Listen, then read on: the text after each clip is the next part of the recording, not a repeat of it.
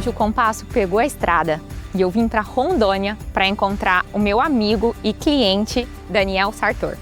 E ele vai falar com a gente sobre um assunto que é muito interessante e importante para todos os nossos clientes: comercialização e derivativos agrícolas. Vamos embarcar nessa e descobrir junto como comercializar melhor os seus grãos.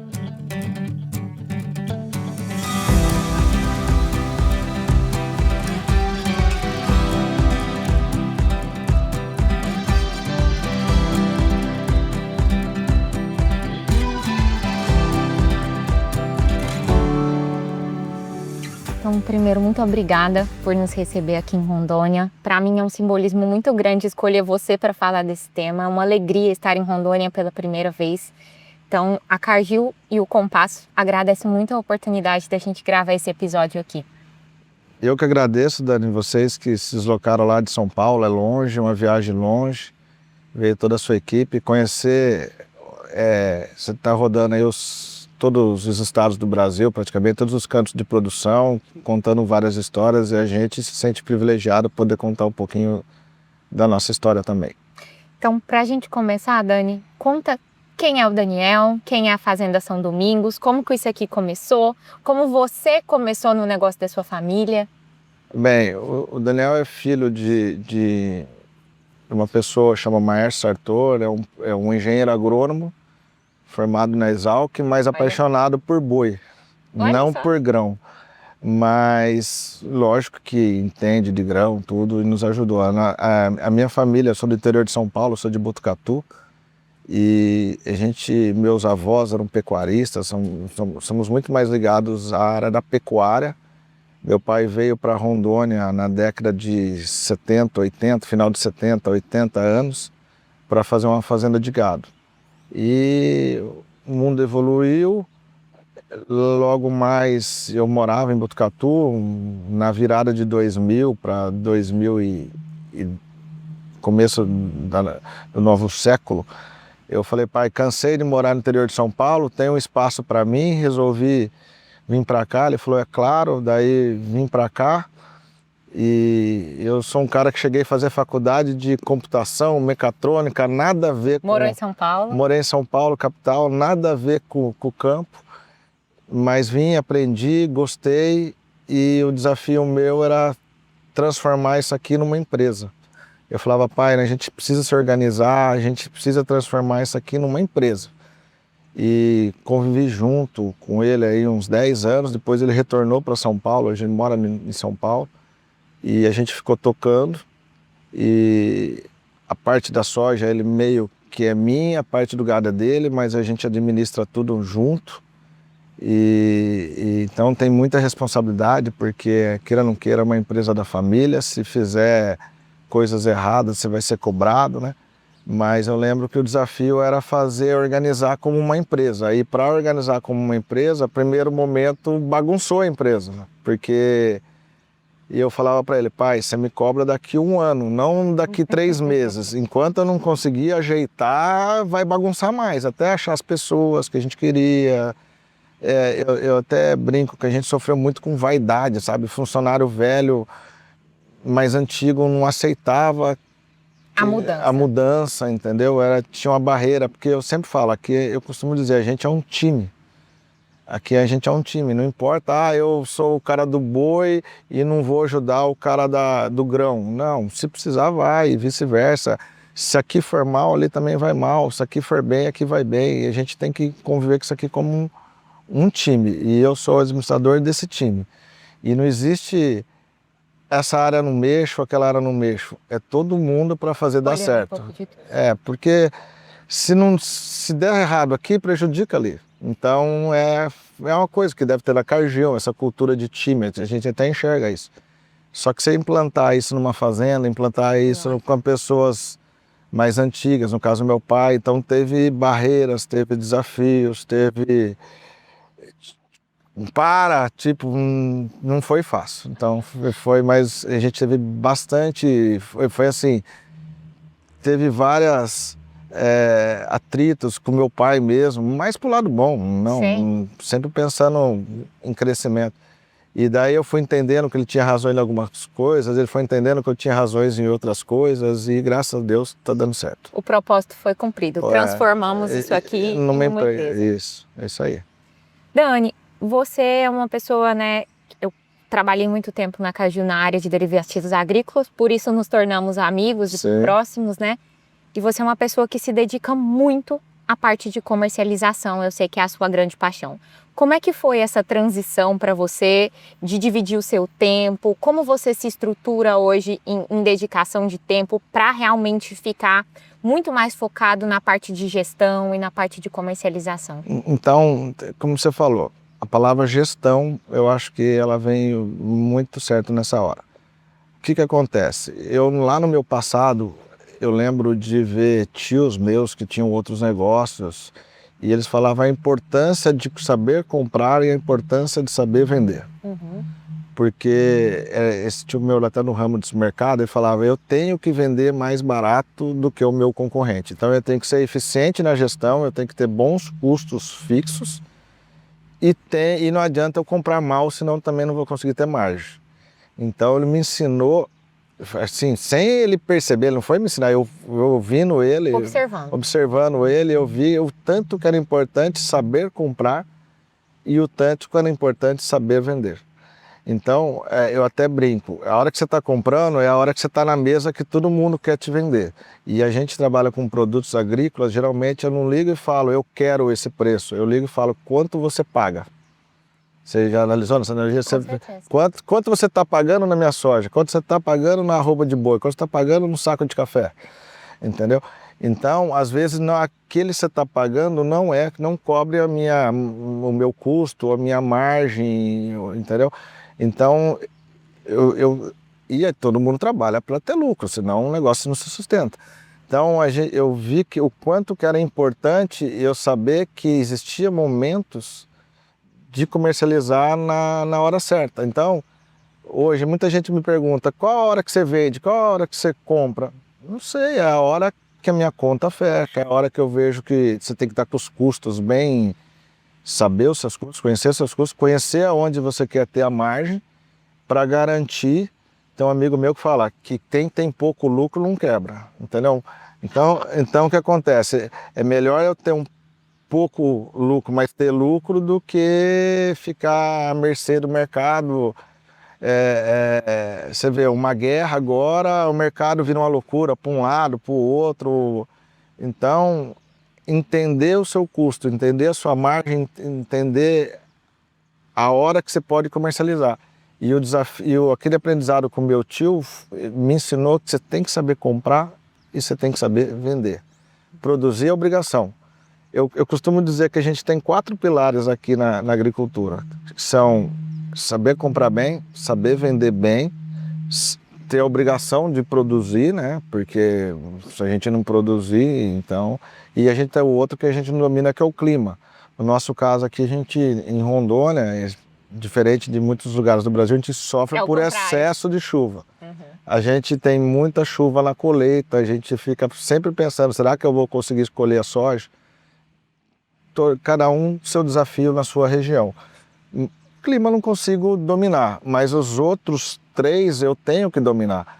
Então hoje a gente vê muito produtor fazendo muito bem dentro da porteira, estão todos de parabéns, e vê muito produtor não vendendo bem o seu grão. Entendeu? Então isso aí, lembrando da história lá do meu tio, aquilo lá foi um aprendizado para mim. Então ele tem que ter uma gestão de operação, no caso do mercado dele, eficiente, bons custos, mas ele tinha que comprar bem e ele tinha que vender bem. Então isso aí foi uma coisa que despertou em mim. E eu lembro quando eu comecei a mexer com soja, a gente está com 10, 12 anos de produção aqui, e eu lembro como eu estudei computação, gosto dessa parte aí, então eu via muito gráfico, eu vejo tudo, e eu lembro que quando a soja chegou lá em 2014, às vezes eu errar a data aqui, mas lembro ela foi lá no 15, 16, eu falava, eu preciso vender soja porque 2, 3 anos, porque essa soja vai cair. e não sabia como fazer, tudo, eu só queria, mas não... Como grande parte dos produtores, né? Lá atrás que não conheciam exatamente como funcionava a precificação. Isso, daí o que aconteceu? Já entrando desse lado da precificação. Primeiro a gente organizou a fazenda, depois a gente organizou a produção, entendeu? Sofremos ainda com o clima que a gente não domina, mas hoje a gente investe muito em solo. Aí você vê um milho plantado com braquiária, pensando no solo, pensando em fazer palhada para a próxima colheita, próximo plantio, né? E como comprar bem, como vender bem. Todo mundo pergunta para mim, quando que você faz as suas compras? Eu não sei quando eu faço as minhas compras. Pode ser que seja hoje. Eu falo que eu estou pronto para fechar pedido a qualquer momento. É quando a minha conta fecha. Você está disponível para a sua gestão e para a sua comercialização o tempo inteiro. Isso. Então, por exemplo, as minhas grandes compras não foram no momento que eu imaginava que seria. Foi no momento que, de repente, o cara me falou, peraí, deixa eu dar mais uma olhada aqui, se eu travar a frente lá, fizer isso, tá fechado, entendeu? Então, eu vejo um mercado que saiu numa soja de 3 anos atrás, $16 o bucho, vindo beirar lá os 10,5, podendo vir até mais para baixo. Daí você vê o mercado, essas loucuras de Estados Unidos, o presidente deles influenciando o mercado com uma fala, o mercado oscilando muito. Então eu costumo dizer, eu posso sofrer por clima, mas por preço eu não sofro mais não. A gente, graças a Deus, a gente tem mais acertado que errado, porque a gente erra também, tá? Claro. E a gente vai falar um pouco disso. Eu queria que você comentasse, Dani, como é que você começou, né, nessa parte de comercialização e principalmente de derivativos, né? Porque eu acho que você é um case de muito sucesso no uso de fato, né, de ferramentas para precificação de grãos. Então, quando a soja estava $8 o bucho, acho que faz uns 4, 5 safras atrás, antes da subida, acho que 2020, 2021, não lembro a exata data, eu falava, meu, isso aqui está no fundo do poço. Eu comecei a estudar o mercado, né? Os estoques, a produção não está estimulada, então vai ter menos área, a demanda está aumentando, tipo, tem tendência para subir o preço. Uhum. Então daí eu comecei a ver internet, livro, tudo, fazer uma call. Que naquela época não tinha muito material para estudar sobre esse assunto. Não existia. Eu fui atrás eu queria fazer uma call. Para quem não sabe, né, call é uma das ferramentas de derivativos, né? A gente tem call, a gente tem put, né, que são ferramentas que são usadas. Aqui na Caju a gente usa isso compondo ferramentas, a gente chama de participação de alta, participação de baixa, por exemplo. É, isso aí. Então, qual que era a ideia? Travar o preço, fazer para não correr risco e tentar fazer uma participação se o mercado viesse subir, que poderia acontecer. Pensando em hedge, pensando em proteção. Isso, tipo, eu já estou garantido e quero melhorar o meu preço. Uhum. Então foi pensando nisso. E daí eu fui atrás de livro. Daí você achava um livro, ele falava de fazer uma operação da Petrobras. Uhum. Porque, pouquíssimo focado aqui no agro. No agro não tinha nada. Porque se você for procurar esse material, só existe para ações, não existe para o agro. Hoje é que a gente, de fato, tem muito mais material, né? Isso. E ao contrário do que muita gente pensa, a Bolsa de Valores, que hoje eu estudei, né, ela nasceu para o agro, não nasceu para ações. Curiosamente. Curiosamente, nasceu lá em Amsterdã das tulipas lá, a história das tulipas lá, entendeu? Mas daí o que aconteceu? Não tinha material, não tinha nada, e eu comecei a pegar livros também de uma maneira difícil, sabe? Não tinha vídeo do YouTube, não tinha nada. Daí o que aconteceu? Nisso apareceu uma empresa que falou para mim, eu faço isso. Uma corretora. Que não era nada especialista no assunto. Não é do agronegócio. Uma corretora famosa que não é do agro, ela é famosa com ações. Uhum. Daí a gente fez uma operação até grande, porque eu acreditava tanto que a gente estava certo, E a gente fez e estava dando mais certo, mas estava dando muito mais porque eu sabia a tendência, não porque eu estava fazendo um movimento certo. Eu tava assim, na tendência certa, mas jogando as pedras, vamos dizer assim, colocando as pedras de uma maneira não como eu faria hoje. E daí passamos o famoso calor, estamos ganhando muito, estamos perdendo muito, vou perder todo o investimento e tal. Até que daí eu falei, eu preciso aprender, preciso ajudar alguém que me ensina. Daí conheci uma outra empresa que tinha uma escola que me ajudou muito. E daí a gente foi indo, daí entrou a Cargill. A Cargill, o nosso amigo Alexandre Campana, ele faz muita parte dessa história minha, que a gente faz. Daí até ele falava, eu também preciso aprender. A gente brinca, a gente precisa aprender junto, porque até para os comerciais também era muita novidade, né? Eu acho que a história dos derivativos no agro é uma coisa muito recente, de fato, né? Todo mundo no campo foi, de fato, aprendendo ali na prática. E isso é muito importante, né? Eu acho que a gente tem essa tarefa de conscientizar, entender, começar aos poucos, né, Dani? Isso. Daí o que aconteceu? Eu falava para ele, vamos fazer o seguinte, vamos fazer, qual que é o mínimo para fazer? O mínimo. O mínimo é um contrato de X toneladas. Então vamos fazer. Daí a gente pegava aquele contrato e falava assim, por que que a gente ganhou? Ou por que que a gente perdeu? A gente tentava entender os acertos, então era uma escola, entender os erros, você entendeu? Então até, se eu puder dar um conselho para todo mundo, não tenha medo de fazer, vai lá e faz um contrato. Se deu certo, tenta entender por que deu certo, se deu errado, tenta entender por que deu errado. Se deu errado, é uma escola que você fez, que você pagou para fazer a escola. Entendeu? Então... E muito pensando que não é uma especulação, né? Não. É uma proteção. Eu até, por exemplo, falando em especulação, quando você vai falar com algum produtor, que você tem que travar na bolsa de valores ou numa trade e tal, o cara fala, eu não gosto de especular, bolsa para especulador, é a coisa que você mais ouve de produtor. Só que se o cara pensar, quando eu planto esse milho e eu não vendi, eu estou numa posição comprada. Se eu não travei nada, eu estou especulando. Exatamente, né? Você plantou, a gente fala, né, que você está long ali. Isso, né? Eu não sei por quanto que eu vou vender esse milho, eu já sei quanto que eu vou gastar para pagar a produção do milho, mas por quanto que eu vou vender, se baixar, eu estou diminuindo o meu lucro. Se subir, vou ganhar mais. Então, na verdade, eu estou especulando. Sim. Agora, quando eu falo assim, não, eu já gastei X sacos para pagar o adubo, eu já vendi aquela parte para pagar o adubo, e daí eu fiz o hedge. Daí eu não estou especulando. Então, daí até quando eu consigo ter um papo desse com um produtor, que esses produtores ainda eles não gostam, que eles acham que eu estou especulando, né? Não é um assunto tão fácil para o produtor, não é. né? Como você bem colocou, ele sempre fez o trabalho bem dentro da fazenda, né? A gente está desenvolvendo essa parte agora. Então, assim, na verdade, eu não estou especulando e ele está especulando, porque lembrando na história da bolsa lá, a bolsa nasceu lá em Amsterdã, lá em 1890, alguma coisa, antes de 1900, se eu não me engano, tá? Não tenho certeza, mas faz muito tempo. Porque as pessoas plantavam tulipa, chegava na hora de tulipa, muita gente plantou, não valia nada. Daí no outro ano ninguém plantava, não tinha, até que chegou alguém e falou, se você plantar eu garanto um preço X. Se você garantir um preço X, eu planto. Então, isso criou a bolsa.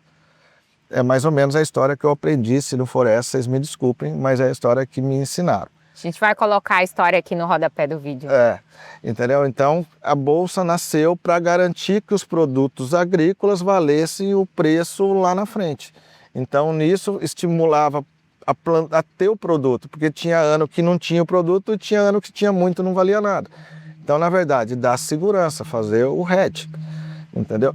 Então, voltando lá, eu fiz aquela operação, no final quase deu tudo errado, se saímos meio sem perder o investimento, mas a gente viu que precisava aprender mais, a gente viu que precisava estudar mais, e daí fui atrás,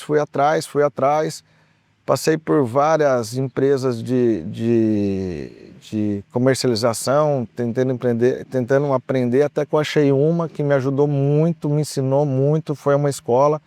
Eu estou com eles, já vai fazer 4, 5 anos, e a gente veio aprendendo. A Cargill me ajudando muito, com o Alexandre, e daí erros. Vamos falar erro, porque falar que nunca teve erros. Então, antes do Covid lá, a gente começou a fazer operação de dólar.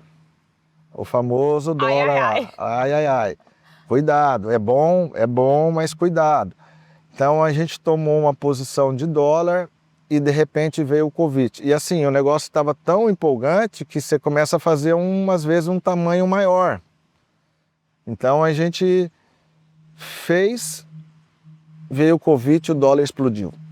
Isso também é lição, né? Porque às vezes está tão nítido que eu vou ganhar e aí eu já fiz ali para cobrir o que eu precisava, eu já fiz ali a minha proteção, mas eu quero especular um pouco mais. Aí mora um perigo, né? No meu caso, o meu erro foi o seguinte: a minha operação vencia 30/3 e eu realizei o dinheiro da soja em fevereiro. E aí ficou exposto. Daí fiquei exposto. E daí, de repente, veio o Covid no meio. E no que veio o Covid no meio, eu já não estava mais redeado. O meu dólar eu já tinha transformado em reais. Na hora que eu fui pagar a conta... E a gente já tinha feito para mais anos na frente. Só que o que aconteceu? Aquilo ali foi uma lição, que a gente não pode cruzar moeda, foi uma lição que a gente não pode ficar exposto, foi um aprendizado. E tem muito produtor que fica exposto, né? Às vezes negocia, por exemplo, a soja em reais, mas comprou o fertilizante em dólar, né? Isso. Então, a gente teve erros, entendeu? A gente já chegou a fazer uma operação de milho na bolsa e se empolgar no tamanho e também dar errado. Agora sim, toda vez que a gente errou, onde a gente errou? E agora, graças a Deus, nos últimos 3 anos a gente tem errado bem pouquinho. Então eu até costumo, faz 2, 3 anos aí que por preço eu não sofro. Eu sofro se vai chover ou se não vai chover. Se vai produzir ou não vai produzir, mas por preço aí esse ano a gente acertou bem na comercialização. A Cargill nos dá a ferramenta de fazer o prêmio, fazer o dólar. Trabalhar componentes, participação de alta, participação de baixa, sempre tomando cuidado para não ficar exposto, entendeu? E eu costumo dizer, a gente ainda vai errar, porque igual a gente está gravando aqui em março de 26, está tendo uma guerra aí, o mercado, entendeu? Só que o que acontece? Eu não quero ficar pelo imponderável, por uma coisa improvável, entendeu? Então, mesmo com essa loucura de mercado, a gente está bem acima do mercado, para você ver, entendeu? E não sofremos. Dani, conta pra gente como é que é a sua política de comercialização. Como que você estabelece a sua política de comercialização? Quanto você comercializa usando ferramentas? Conta um pouco como é que funciona hoje o negócio de vocês. Não, primeira coisa que eu costumo dizer é o seguinte: o mercado está em alta ou está em baixa? Então o mercado está em alta. Está lá 15, 16 dólares o bucho. É muito mais fácil ele voltar para 10, que é a média histórica, que é 10, 11, do que ele ir para 18, 20, que nunca foi. Então você já tem que ter essa consciência. Segunda coisa que eu costumo dizer, eu sempre faço analogia com alguma coisa, tá? Eu costumo dizer, é um campeonato de Fórmula 1. Todo ano é uma nova regra, todo ano é um novo equipamento, um novo tudo. E eu tenho que puxar que cenário de um ano para o outro. Quais são os estoques? Como que está o nível de tendência de produção para mim começar a tomar as regras? Então, por exemplo, estamos com os estoques baixos. Existe tendência de alta, existe tendência de baixa, tudo. Já tem que estar na cabeça, ó, não tem muita tendência de alta, então vou procurar sair travado, vou procurar sair com o meu custo, ou vou fazer ou um barter, ou eu compro um adubo da Cargill e já travo a soja na outra ponta. Ah, mas eu acho que vai subir, compro uma participação de alta. Você trava o preço e se acha que vai subir, coloca uma participação de alta. E se acha que vai descer para melhorar o preço, põe uma participação de baixa. Até porque você colocou muito bem, né? Você acha, você não tem certeza, justamente, né? Ninguém tem certeza. Né? Ninguém sabe. Então, mas para melhorar o preço, eu costumo dizer o seguinte, eu já vendi soja e comprei participação de baixa. Mas você ganhou com a baixa? É, com a baixa. A gente agregou o valor, a gente vendeu por X valor, acreditou que ia cair e participou da baixa. Mas se desse errado, a gente perdeu o investimento do seguro, a gente chama o seguro, entendeu? Então a gente agregou valor no nosso produto. Então, e se der errado, perdeu lá 1%, que não vai mudar nada. Hoje a gente já está, graças a Deus, num nível, dificilmente a gente perde esse investimento. Né? Muito cliente fala com a gente, mas tem um investimento, né? Existem, claro, né, ferramentas que não existe o investimento, né? Que a gente tem um custo zero, né? Mas grande parte das opções, né, são feitas ali com custos. Muita gente fala, nossa, mas esse custo é muito alto, isso, né, vai pesar aqui no meu orçamento, mas esquece de outros investimentos lá na fazenda que tem custos muito mais altos. Muito mais alto. Não, e tem outra, o mercado, ele oscila, ele vai oscilar. Então, daqui a pouco você já, vou tirar só a parte do investimento e o resto deixa, se deu certo, deu, se não deu, tá tranquilo.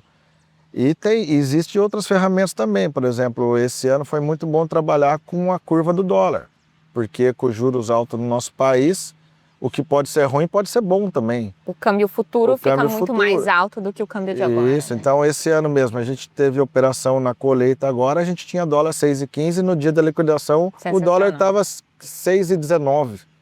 A gente ganhou praticamente 96 centavos acima do mercado. 5,19. 5,19, isso. Então o que acontece? Foi muito bom. E a gente já fez para outro ano e para outro ano. Só que daí não pode se empolgar, porque eu tenho que ter soja em dólar para...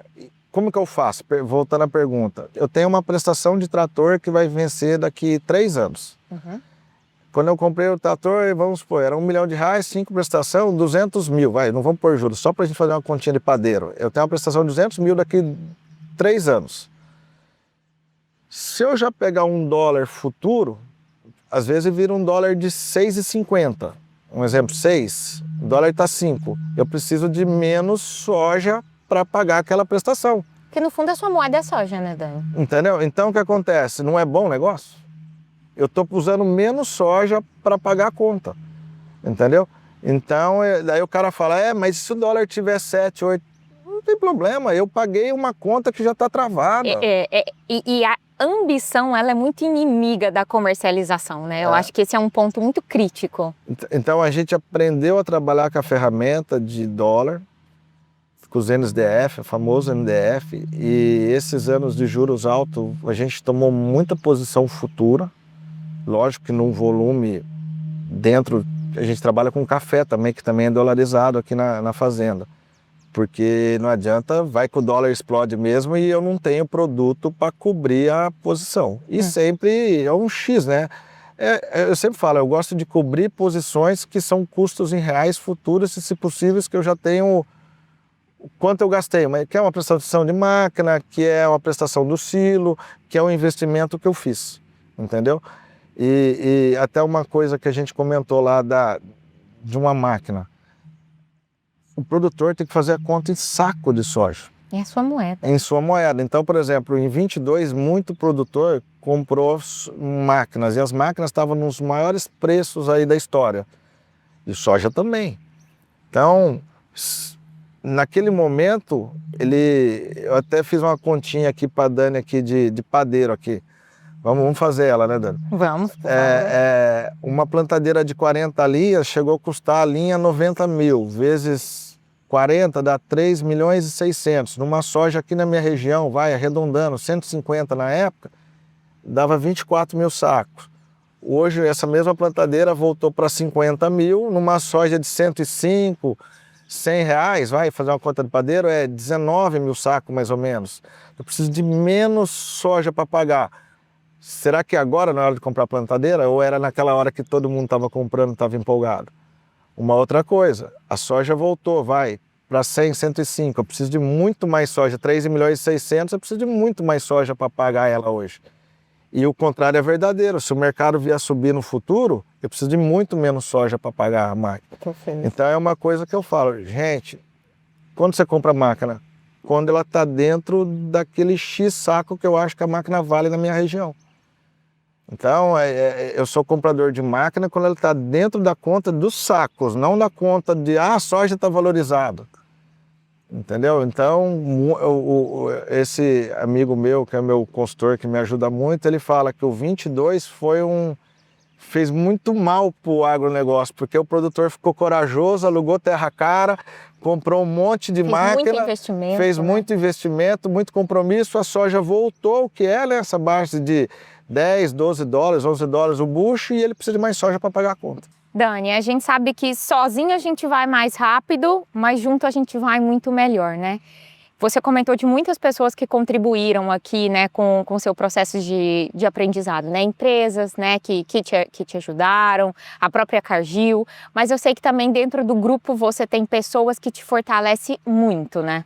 Aqui na fazenda, quando a gente estava na questão da organização da empresa, e daí a gente conheceu duas pessoas dentro que hoje eu falo que são meus conselheiros, que eu tenho um conselho, somos 3 pessoas. Além do seu pai, claro. Além do meu pai, mas praticamente é eu, o Robert e o Guilherme é o agrônomo, ele fica mais na frente da fazenda, o Robert é mais na parte de financeiro, papel, gestão de escritório, e na qual eles nos ajudam, tipo, o Robert, eu brinco que ele é meu freio. Eu ia falar isso. Porque, tipo, no derivativo, às vezes você, eu vou... Então vamos fazer isso porque a gente vai dar muito certo, só que pode dar errado, pode ter o improvável. E ele sempre chega para que não precisamos ficar exposto, não precisamos correr risco.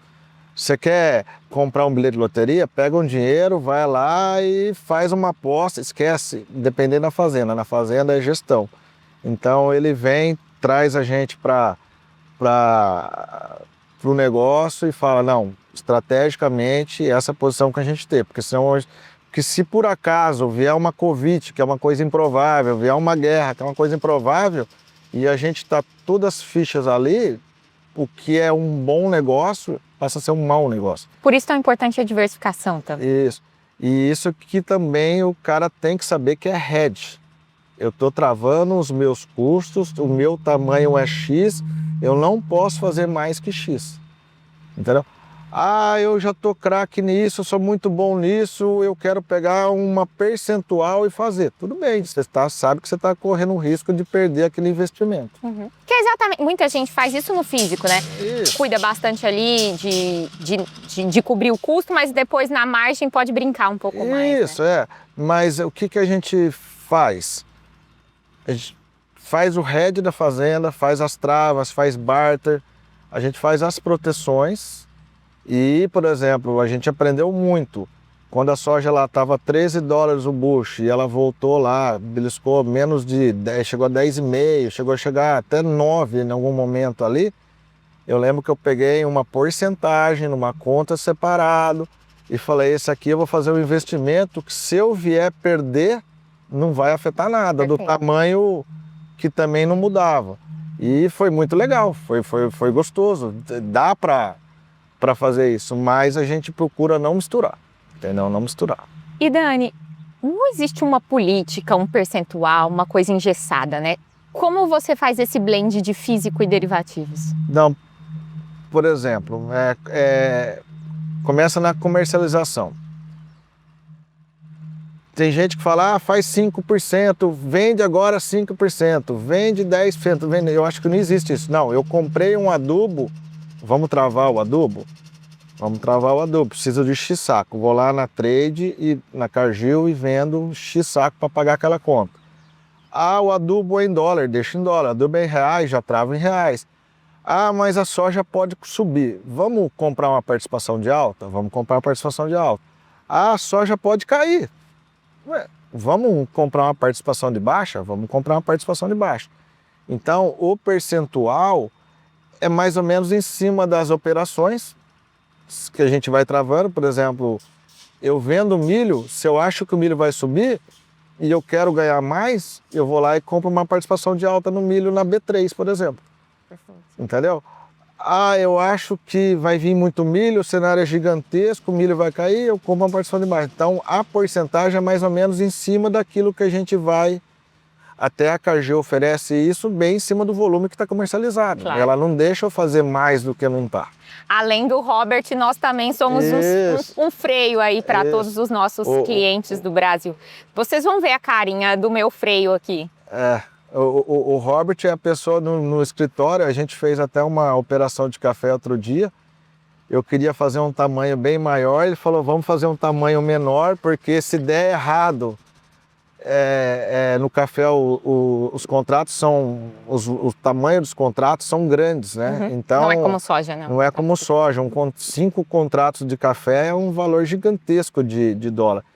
Daí eu falei, Rob, mas a gente tem a tendência, a gente tem tudo. Ele falou, mas vem o ponderável, igual o Covid, ele sempre cita o Covid, né? E daí pode ficar ruim. Daí a gente fez no tamanho 7, a gente acabou de fazer uma, foi muito assertiva, fazendo uma participação de baixa. Então a gente agregou valor na nossa produção com o café baixando e também fazendo um volume para não ter nenhuma surpresa, para não ter... Aí tá aí uma guerra aí acontecendo, os preços dos adubos nitrogenados virando de ponta cabeça. Então a gente tem que tomar cuidado com as coisas improváveis. Então, qual a porcentagem? Geralmente em cima daquilo que a gente tem comercializando naquele momento, naquele tamanho. Diferente de eu pegar um valor, botar na bolsa, mas daí é como se eu fosse comprar uma ação da Petrobras, da WEG, e acho que vai subir. Aí é outra coisa, aí é especulação.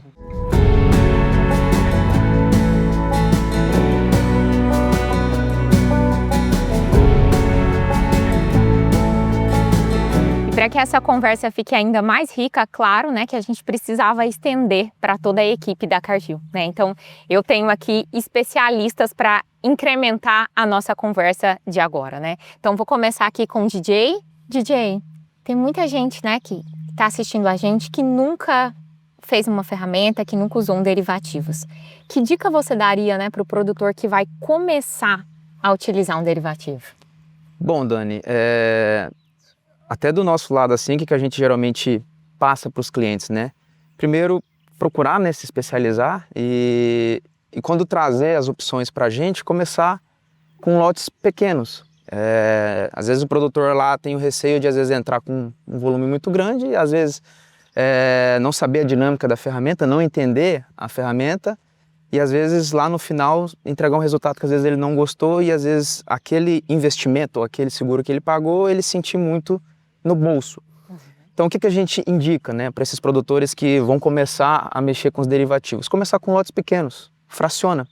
Pega lá, planta X hectares, eu vou produzir X quantidade de soja, pega ali 5 a 10% no máximo, que é o que a gente indica que o produtor tenha de derivativos. Claro, depois quando acostuma com as operações, você pode avançar, como a gente tem casos. Com certeza. Então, assim, começa com a fração. Entenda a ferramenta, entenda o momento, os fundamentos que o mercado vai trazer para você poder entrar em alguma operação e a partir dali você vai avançando, entendendo. Começa pelas operações talvez mais simples, participações na alta, na baixa, e quando você for se acostumando com aquele mercado, você vai avançando, vai incrementando.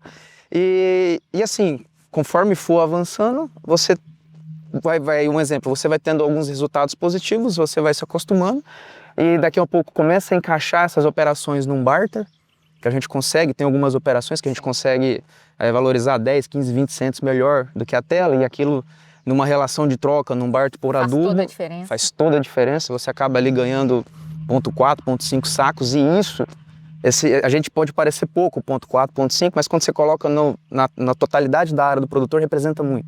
Que no fundo, né, DJ, o produtor vai precisar usar muito menos milho ou muito menos soja que a moeda dele, né? Com certeza, e é o que a gente leva para o produtor, né? O produtor ele tem que ter que hoje o dinheiro dele é o grão, é o que ele precisa utilizar para poder pagar as contas. Então, quando a gente leva isso a... Quando a gente apresenta alguma operação que ele vai ter um ganho melhor no preço da soja em dólar ou reais, naquela relação de troca, então assim, a gente leva para o cara que ele está levando realmente, vai pagar aquela dívida com menos soja, com menos milho, e que no final faz toda a diferença para ele quando ele vai olhar lá na frente, quando ele produziu, o que ele pagou, que realmente a operação entregou o que ele esperava, né? Nelson, você que já passou aí, né, por muitas regiões, está há bastante tempo na Cargill, como que você vê, né, a mudança do produtor com relação ao uso das ferramentas? Como é que foi essa evolução ao longo do tempo, as diferenças entre as regiões também? Eu acho que eu tive o prazer de já estar na Cargill quando começou essa operação de derivativos, né?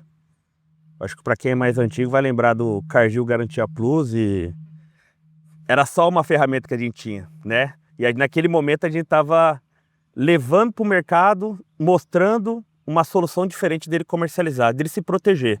Hoje a gente tem mais de 30. Essa era a principal mensagem, se proteger, né, do mercado, né? E com o tempo foi passando, tive a oportunidade de passar por algumas regionais e todo tipo, perfil de clientes, né?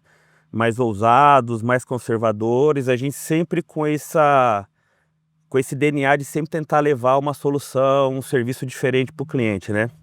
E hoje, assim, para mim isso inverteu muito, porque hoje a gente não tem muita preocupação de levar a solução. A gente vai atender a necessidade do cliente. Vem dele, né? O João sabe disso, quantas ferramentas a gente aperfeiçoou naquilo que o produtor trouxe para a gente.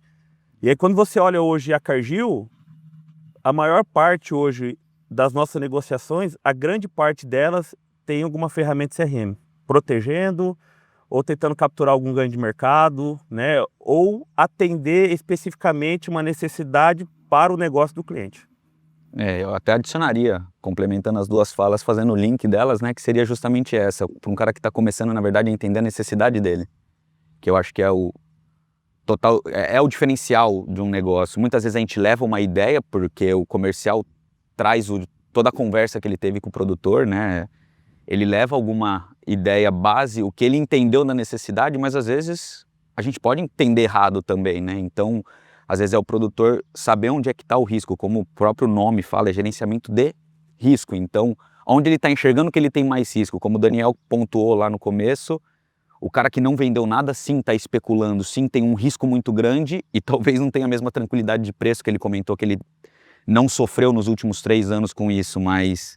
Então é casar volumes pequenos, para um cara que já está indo para um nível mais avançado, vamos assim dizer, às vezes buscar diferentes times de mercado, né, diferentes oportunidades, porque muitas vezes a gente olha e fala, o mercado tem uma tendência mais altista, uma tendência mais baixista, faz uma operação e...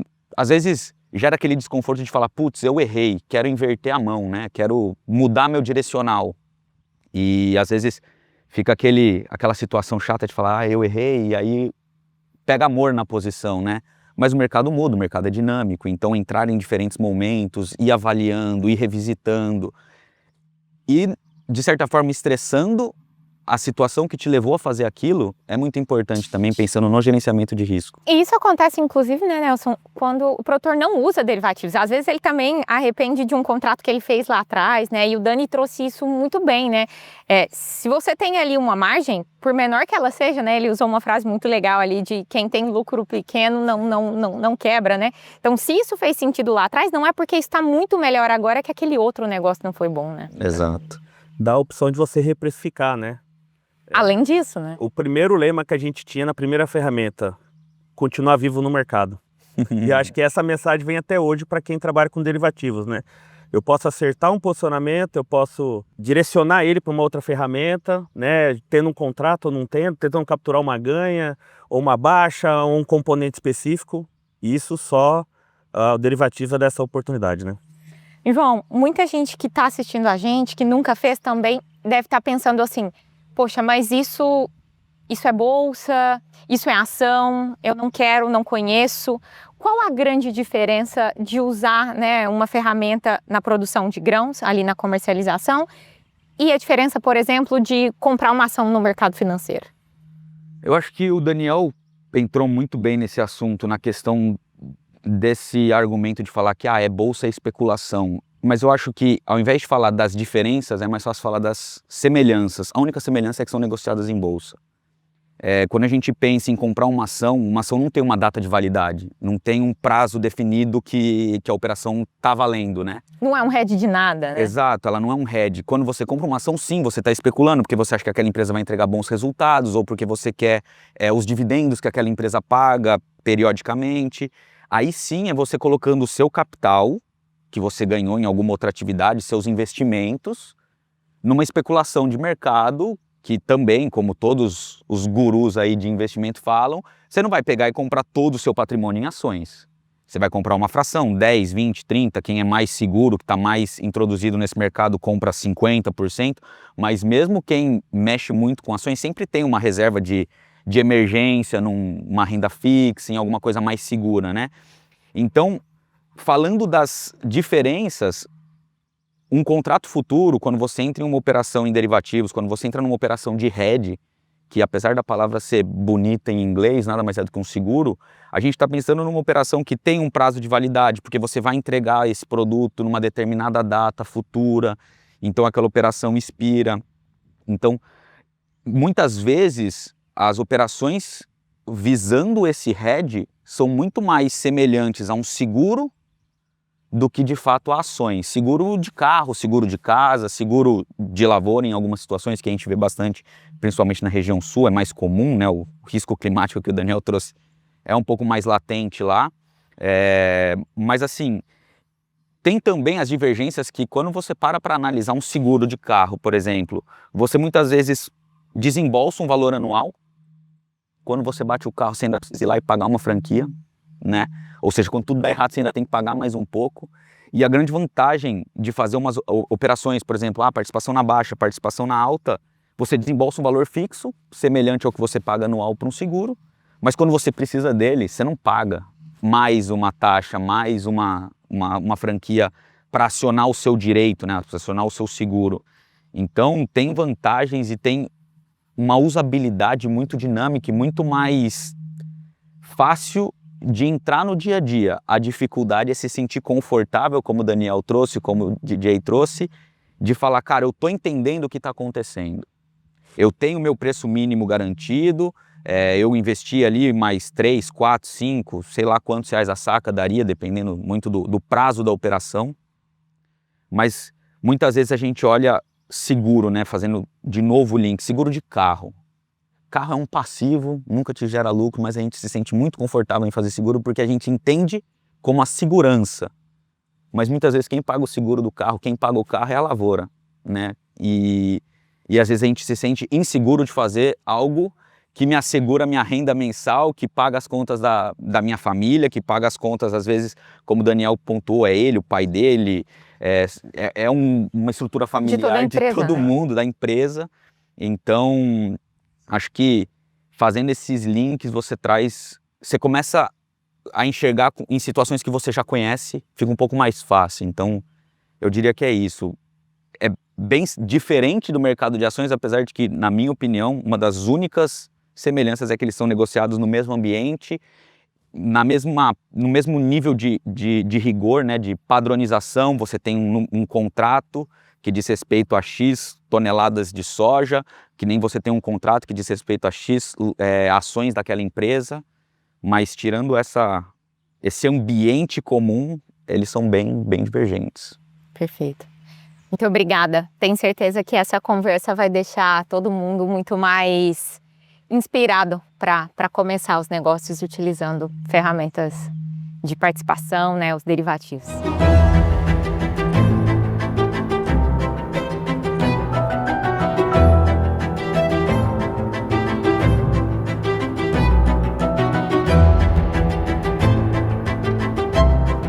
Dani, derivativos é presente, mas o mundo está mudando, né? Nós estamos entrando aí na era da inteligência artificial.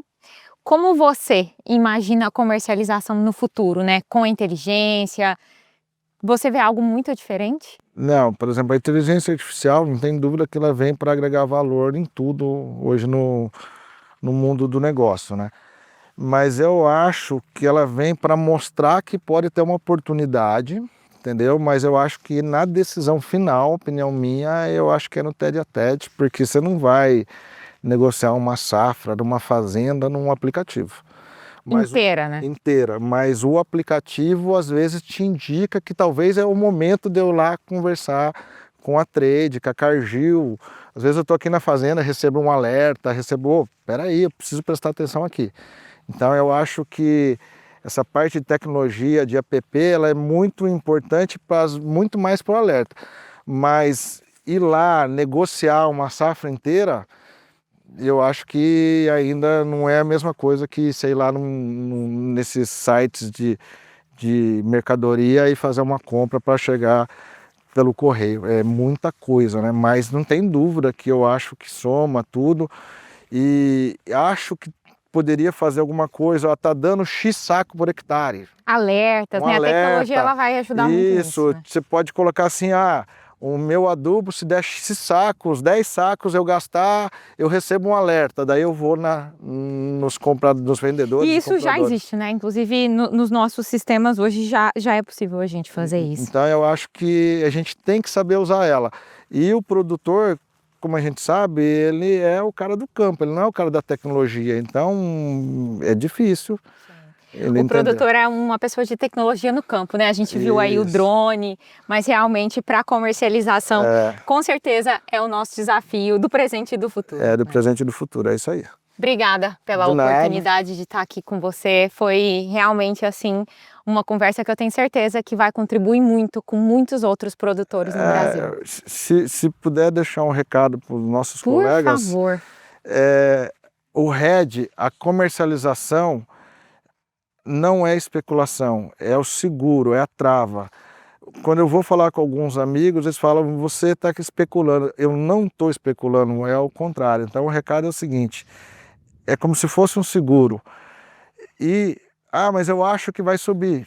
Vai, vende, compra uma participação de alta. Eu acho que vai cair, vai, trava tudo com participação de baixa. Se você errar, for ao contrário o movimento, o investimento é pequenininho. Agora eu vejo amigos, produtores com silo guardado, cheio de soja. Anos, né? Perdendo na quebra técnica, podendo correr o risco de perder o grão por outro motivo, e ele erra na comercialização porque ele não quis gastar, às vezes, aquele investimento que não é despesa, é investimento. Então o recado é, se proteja, margem, está dando lucro, trava, participação, e como diz um grande meu amigo Tiago, ele fala, lucro pequeno eu nunca vi quebrar ninguém.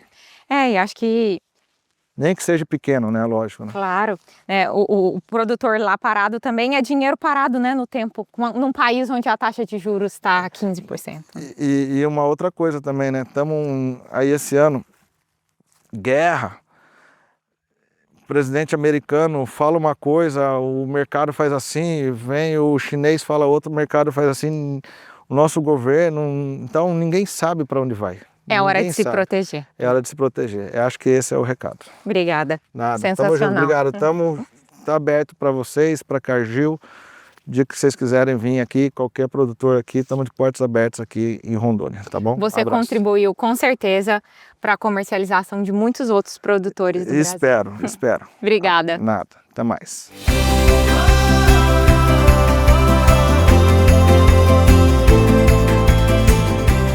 Se sentiu desafiado? Nós também. E trabalhar com comercialização, com derivativos agrícolas, é isso. Mas no fundo, esses são instrumentos de proteção. E é por aí que todos nós precisamos refletir. Porque as notícias chegam, as coisas acontecem, o clima ninguém controla, mas esses podem ser instrumentos que pode sim te ajudar a comercializar muito melhor, como o Daniel. Muito obrigada por nos ouvirem, por estar conosco até aqui.